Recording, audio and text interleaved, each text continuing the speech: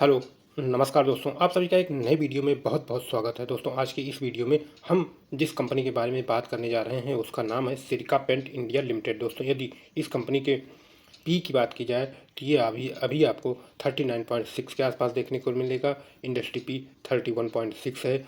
Stock का ROC 20 है और ROE 14.9 के आसपास देखने को मिल रहा है। कंपनी के जो प्रमोटर हैं उनका कोई वेस्टेज प्लेज नहीं देखने को मिल रहा है। डेप्ट टू इक्विटी रेशियो की बात की जाए तो ये सिर्फ और सिर्फ 0.10 देखने को मिलेगा। इंटरेस्ट कवरेज रेशियो की बात करें कि बहुत अच्छा, लगभग 22 के आसपास देखने को मिल रहा है। पीजी रेशियो की बात की जाए तो ये 1.93 के आसपास देखने को मिल रहा है।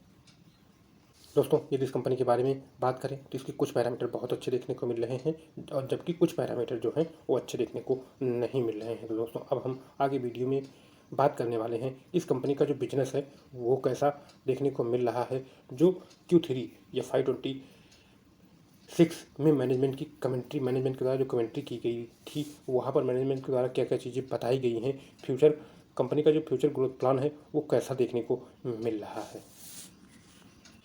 दोस्तों सिलिका पेंट इंडिया लिमिटेड एक पेंट कंपनी है, लेकिन यह आम दीवारों वाले पेंट जैसे एशियन पेंट की बजाय वुड कोटिंग, लकड़ी पर लगने वाले पेंट, पॉलिश और हाई एंड डेकोरेटिव कोटिंग में स्पेशलिस्ट है। यानी दोस्तों ये आम पेंट नहीं बनाती है जैसे कि जो बर्जर पेंट, एशियन पेंट जैसी कंपनियां पेंट बनाती हैं वो ये पेंट नहीं बनाती है, बल्कि जो लकड़ी पर यूज होते हैं उस पेंट को, पॉलिश को बनाने का काम करती है। तो ये नॉर्मल पेंट कंपनियों से अलग प्रोडक्ट मैन्युफैक्चर करने का काम करती है। कंपनी के काम की बात की जाए तो लकड़ी के जो फर्नीचर होते हैं, दरवाजे होते हैं, किचन होते हैं, वार्ड रोब आदि के लिए PU coating, polyester coating, melamine polish, UV coating बनाती है। साथ ही डेकोरेटिव पेंट और वॉल फिनिश भी देती है। कंपनी इटली की टेक्नोलॉजी और डिजाइन से प्रेरित है। ये दोस्तों कंपनी के बिजनेस मॉडल की बात की जाए कि बिजनेस मॉडल कैसे काम करता है तो पहला दोस्तों प्रीमियम सेगमेंट फोकस। कंपनी का जो फोकस देखने को मिलता है वो प्रीमियम सेगमेंट में देखने को मिलता है। कंपनी मास मार्केटिंग में नहीं बल्कि प्रीमियम और लग्जरी सेगमेंट को टारगेट करती है। ग्राहक की बात की जाए तो इंटीरियर डिजाइनर और मोल्डर, फर्नीचर मेकर्स इस पेंट को यूज करते हैं। यानी यह क्वालिटी और फिनिश बेचती है, ना कि क्वांटिटी। दूसरा दोस्तों है इंपोर्ट और मैन्युफैक्चरिंग मॉडल। कंपनी इटली से प्रोडक्ट इंपोर्ट करती थी, अब धीरे धीरे इंडिया में मैन्युफैक्चरिंग यूनिट लगा रही है। इससे क्या फ़ायदा होगा दोस्तों कि जो प्रोडक्ट पहले कंपनी इटली से इंपोर्ट करती थी उसको अब इंडिया में बना रही है। उससे ये फ़ायदा होगा दोस्तों कि कंपनी का जो मार्जिन होगा उसमें सुधार देखने को मिलेगा। तीसरा है दोस्तों डिस्ट्रीब्यूशन नेटवर्क। कंपनी के पास डीलर, एग्जीक्यूटिव, एक्सक्लूसिव शोरूम और एक्सपीरियंस सेंटर देखने को मिल जाएगा। यहाँ कस्टमर्स को फिनिश्ड का डेमो दिखाया जाता है। चौथा दोस्तों B2B और B2C मिक्स। कंपनी B2B यानी business to business furniture manufacturing और बिल्डर को अपना माल सप्लाई करती है। इसके अलावा B2C यानी डायरेक्ट कस्टमर को भी ये जो अपने प्रोडक्ट होते हैं उनको सप्लाई करने का काम करती है। ये दोस्तों कंपनी के रिस्क फैक्टर की बात की जाए कि यहाँ पर रिस्क क्या क्या देखने को मिल रहा है तो दोस्तों प्रीमियम सेगमेंट डिमांड साइक्लिक हो सकती है। यानी जो प्रीमियम सेगमेंट है उसमें डिमांड में उतार चढ़ाव देखने को मिल सकता है। कंपटीशन बढ़ सकता है क्योंकि इसके जो कंपटीटर हैं वो हैं Asian Paint, Pidilite industry. Raw material price, जो रॉ मटेरियल होता है उसकी प्राइस में उतार चढ़ाव भी देखने को मिल सकता है। ये दोस्तों हर बिजनेस में आपको ये जो रिस्क होता है वो देखने को मिलता है।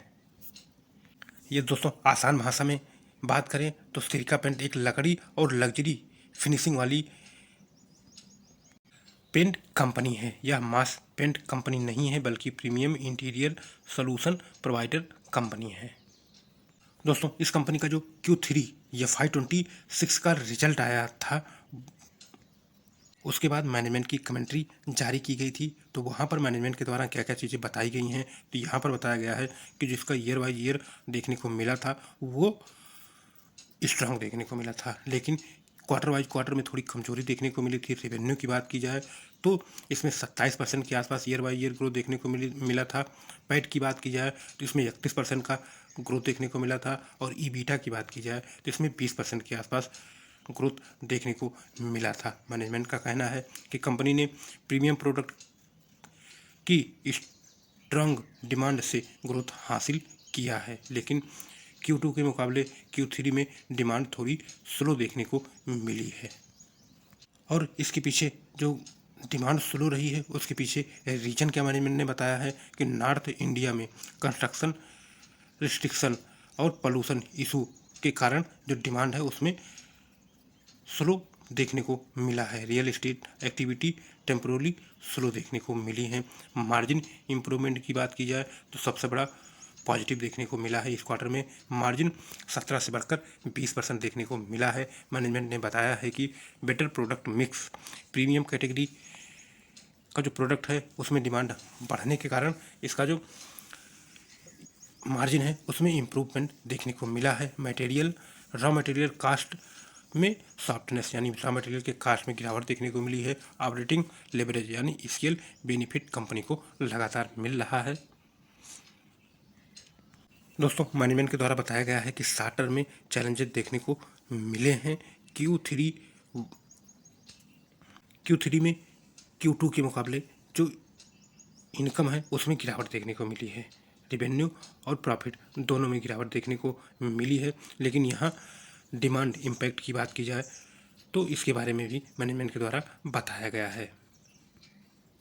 ये दोस्तों कंपनी के P&L की बात की जाए तो आप देख सकते हैं कि कंपनी की जो इनकम है उसमें लगातार एक अच्छी ग्रोथ देखने को मिल रही है। और अभी कंपनी का जो इनकम है वो ऑल टाइम हाई TTM में देखने को मिल रहा है। यदि ऑपरेटिंग प्रॉफिट की बात की जाए तो इसमें भी लगातार ग्रोथ देखने को मिल रहा है और TTM में ऑल टाइम हाई के आसपास देखने को मिल रहा है। यदि नेट प्रॉफिट की बात की जाए तो इसमें भी एक बढ़िया ग्रोथ देखने को मिल रहा है।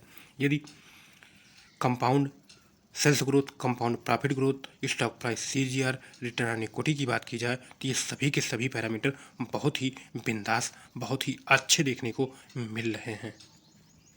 बैलेंस शीट की बात की जाए तो कंपनी के पास जो रिजर्व है वो 386 करोड़ का रिजर्व है। और उसके सापेक्ष बोरिंग की बात की जाए तो ये बोरिंग सिर्फ और सिर्फ 45 करोड़ के आसपास देखने को मिल रही है। तो दोस्तों, यहाँ पर कंपनी की जो ग्रोथ देखने को मिल रही है वो भी बहुत अच्छी देखने को मिल रही है। कंपनी की जो बैलेंस शीट है वो भी बहुत ही दमदार देखने को मिल रही है। और यदि शेयर होल्डिंग पैटर्न की बात की जाए तो यहाँ पर प्रमोटर के पास लगभग 65% के आसपास स्टेक देखने को मिल रहा है। और लास्ट क्वार्टर में भी सेम स्टेक देखने को मिला था। EFI की स्टेक की बात की जाए तो एक क्वार्टर पहले ये 6.47 था, जो कि बढ़कर 6.92 देखने को मिल रहा है। और TI की स्टेक की बात की जाए तो ये सेम 0.32% देखने को मिल रहा है, जो पिछले क्वार्टर में भी यही था। यदि पब्लिक के स्टेक की बात की जाए तो पब्लिक का स्टेक एक क्वार्टर पहले 28.02 था, जो कि घटकर 27.58% देखने को मिल रहा है। ओवरऑल बात करें दोस्तों तो इस कंपनी में अभी तक जितने भी पैरामीटर पर हमने बात की है, बिजनेस पर बात की है, वो सभी के सभी बहुत ही अच्छे देखने को मिल रहे हैं। क्योंकि इस कंपनी का जो बिजनेस है वो अलग कैटेगरी का बिजनेस देखने को मिल रहा है। और इस कैटेगरी में दोस्तों बहुत ही कम कंपनियां हैं जो मार्केट में लिस्टेड हैं, इस टाइप के जो पेंट मैन्युफैक्चर करने का काम करती हैं।